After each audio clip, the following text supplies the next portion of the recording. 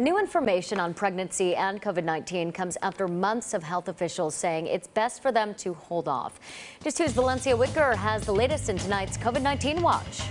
When the COVID-19 vaccine began being administered across the country, there were tons of questions about whether or not pregnant women or women who want to be pregnant should get a dose. Early on, there was a lot of misinformation that the vaccine would make, especially childbearing females, sterile. Even now, 17 months later, health officials say some doctors still aren't on board. These are my obstetrician colleagues in Tennessee telling people, I don't think you should get vaccinated because you're pregnant, and we just don't know enough about this vaccine or whatever. And that puts, unfortunately, people at risk. Wednesday, the CDC backed away from that notion, saying they have seen disturbing numbers of unvaccinated moms to be getting seriously ill from COVID.